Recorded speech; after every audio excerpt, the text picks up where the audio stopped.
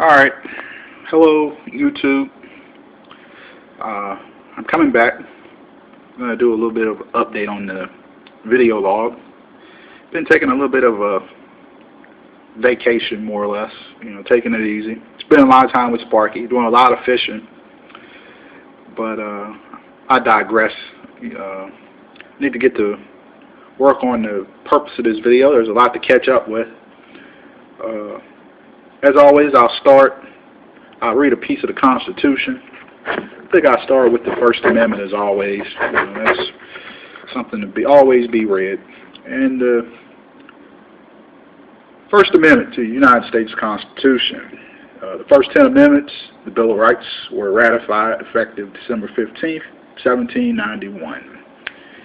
And the First Amendment to the U.S. Constitution goes: freedom of religion, speech, and the press, rights of assembly and petition. And the amendment goes: Congress shall make no law respecting an establishment of religion, or prohibiting the free exercise thereof, or abridging the freedom of speech, or of the press, or the right of the people peaceably to assemble and to petition the government for a redress of grievances.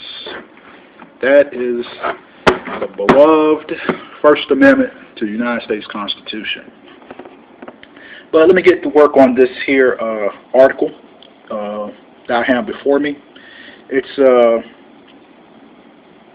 a heartbreaking article. It's a article that shows the real life ramifications for failed public policy. It is just sad beyond belief. I'll read the article. It's from the Associated Press. I'll read it very quickly, and I'll give my opinion of it. And this took place in Chicago, but it has ramifications for all major cities that are run by our Democratic Party or our black elected leaders. It applies to Prince George's County, D.C., New Orleans, Detroit, Newark, Philadelphia. That's Sparky again in the background. Sorry for this quick interruption. But I will get to reading the article. Chicago woman loses fourth child to gun violence. At least 5 people were gunned down Saturday in Chicago, including a 34-year-old man whose mother had already lost her 3 other children to shootings, separate instances of shootings. Ronnie Chambers, who was his mother Shirley's youngest child, was shot in the head while sitting in a parked car on the city's west side. A 21-year-old man was also in the car. He was wounded.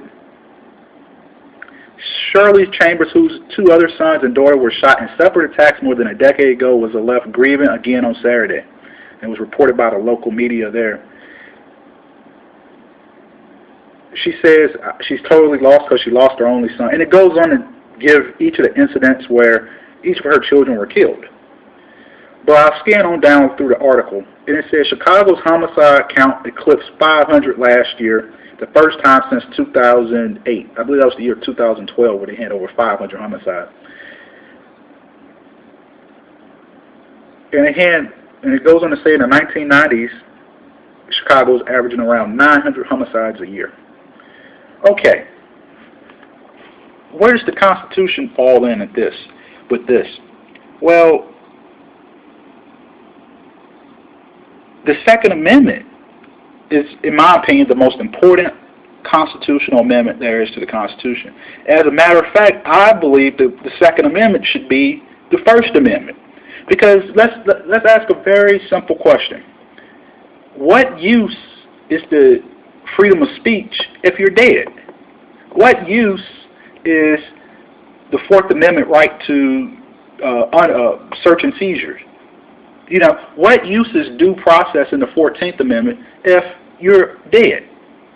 You see, the Second Amendment, in my opinion, is there to preserve your life, because courts of rule, Supreme Court, say police have no duty to protect you.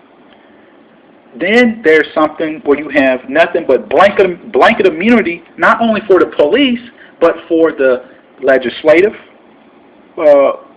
government officials and the judicial government officials.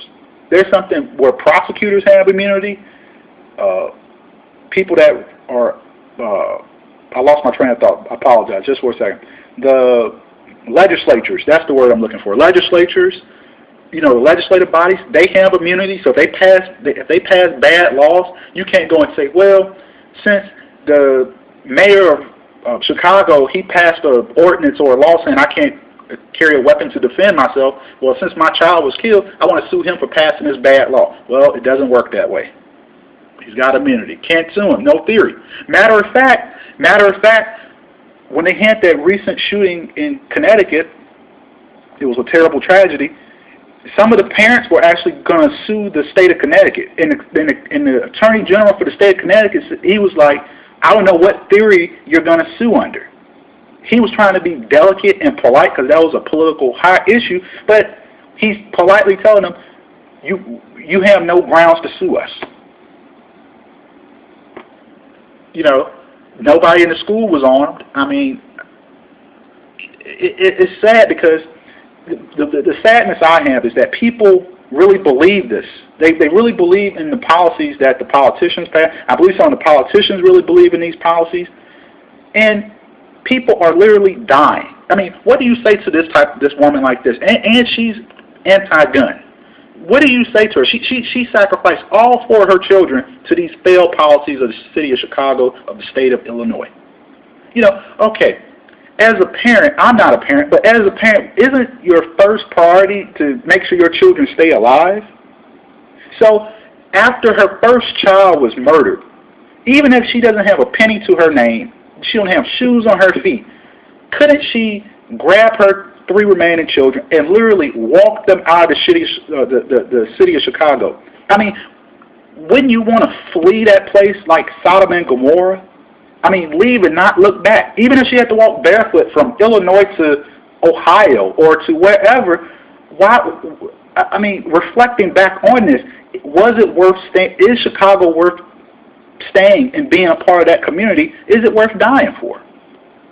These are the tough questions you have to ask. But a lot of people, though, these environments are all they know. This political corruption is all they know.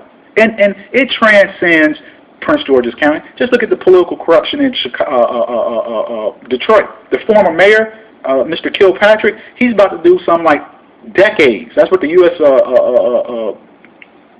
Attorney says. The attorneys for the U.S. government, they say he's about to do decades in jail. And it's sad. It's sad. People really believe this, and and they forfeit their lives for their beliefs in the failed policies of elected officials. It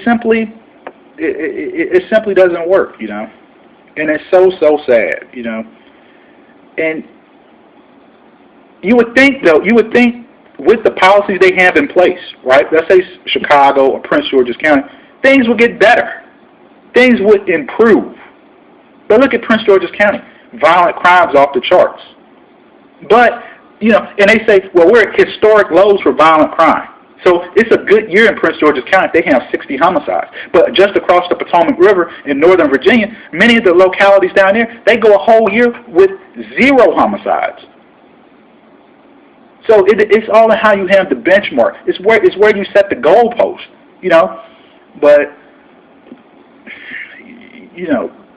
like I say, I just have a tremendous amount of sadness for these people. They believe in this, and they're forfeiting their lives. And to all my fellow supporters of the Constitution, this is why I say, how can you have an argument with a person, over public policy when they're literally willing to die for it? And this woman in Chicago is an example of that. Or the prosecutors that run prosecuting the gun crimes, why don't things get better? Most prosecutors in these big cities like Chicago, Detroit, Newark, Prince George's County, it's packed full of people of color. Courtrooms are packed. And just look at, I'm going to do another video, just look at California. They lock so many people up. The Supreme Court said it's unconstitutional, cruel and unusual punishment because you have so many people locked up in their prisons. Well, you can research this and read this article for yourself on Google, and you can add your 2 cents. All right, thanks for watching.